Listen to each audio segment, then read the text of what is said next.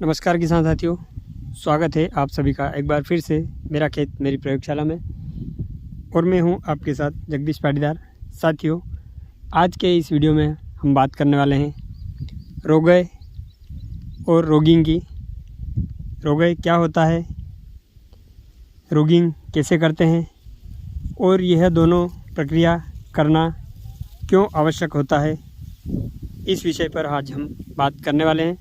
तो साथियों, आइए सबसे पहले जानते हैं रोगय क्या है। साथियों, रोगय खरपतवार की एक कैटेगरी है, एक श्रेणी है, जिसमें जब किसी फसल की मुख्य प्रजाति, जैसा कि यहाँ पर गेहूं की फसल और इसकी बोई गई मुख्य प्रजाति GW 451 है, इस प्रकार किसी फसल की मुख्य प्रजाति के साथ उसी फसल की कोई अन्य प्रजाति के बीज उग आते हैं, पौधे उग आते हैं। जैसा कि आप देख सकते हैं, यहाँ पे कुछ छोटी बड़ी बालियाँ आपको दिखाई दे रही है, बड़ी बालियाँ मिक्सिंग वाली। जब इस प्रकार के पौधे उग आते हैं तो इन दूसरी प्रजाति के पौधों को रोगय खरपतवार की श्रेणी में रखा जाता है। हालांकि यह फसल ही, परंतु वैरायटी प्रजाति की शुद्धता को प्रभावित करते हैं, इसलिए इन्हें खरपतवार की श्रेणी में रखा गया है।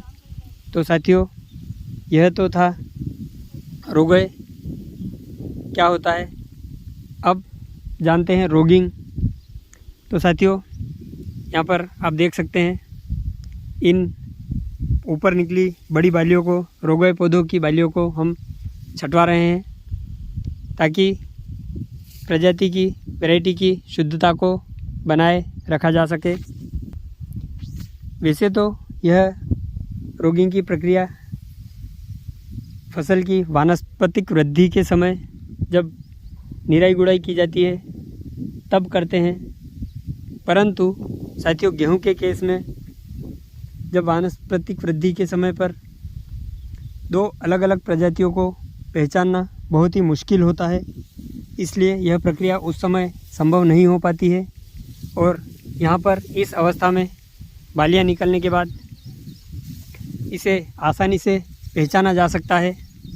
इसलिए इस मैच्योरिटी अवस्था पर, परिपक्व अवस्था पर, यहाँ पर इन बालियों को, रोगय पौधों की बालियों को निकालने की प्रक्रिया चल रही है।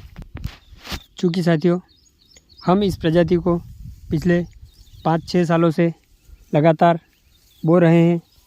शुरुआत में इसमें अशुद्धियाँ बिल्कुल नहीं थी। यह बीज हम KVK से लाए थे। वैरायटी है GW 451, दांतेवाड़ा कृषि विश्वविद्यालय गुजरात की निकली हुई वैरायटी है। और जब हमने इस बीज को ला के बोया था तब इसमें अशुद्धियाँ नहीं थी। यह धीरे धीरे थ्रेसिंग के समय पर थ्रेसर में अशुद्धियाँ इसमें हो जाती है और यह बढ़ते बढ़ते 5-6 सालों में कुछ ज़्यादा हो गई है, इसलिए अभी इसको हम छटवा रहे हैं।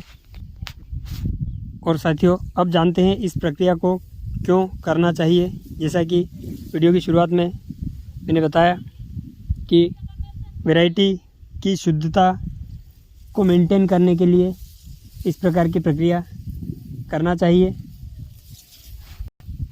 ताकि हमें हर बार बाज़ार से बीज नहीं लाना पड़े। आजकल हमारे किसान भाइयों में एक चलन हो गया है कि जब भी फसल की बुआई करना हो, बाज़ार जाओ, दुकान से कट्टे उठाकर ले आओ और उनकी बुआई कर दो। हमने अपना बीज बनाना और अपना बीज का उपयोग करने की पद्धति को छोड़ दिया है। तो साथियों, कहीं ना कहीं हम फिर से शारीरिक रूप से तो स्वाधीन हो गए हैं, पर मानसिक रूप से हम फिर से पराधीन मल्टीनेशनल कंपनियों के अधीन होते जा रहे हैं। तो इस ट्रेंड को कहीं ना कहीं हमें कम करना चाहिए। हाँ, कोई नई प्रजाति अच्छा बीज, नई वैरायटी निकल के आती है तो ज़रूर उसे अपनाना चाहिए। पर इसका मतलब ये नहीं है कि हम पूर्ण रूप से बाज़ार के अधीन हो जाएं। एक बार थोड़ी क्वांटिटी में बीज हम लाके बो लें नई प्रजाति का, और उसको उसी से हम बीज तैयार करके आगे उसको मेंटेन करें तो ज़्यादा अच्छा होगा।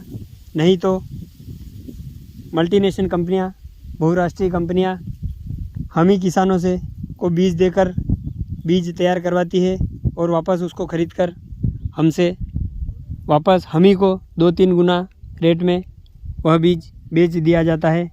तो क्यों ना वह प्रक्रिया हम ही करें। इसलिए साथियों, थोड़ा सा अपने स्वयं के बीज तैयार करें।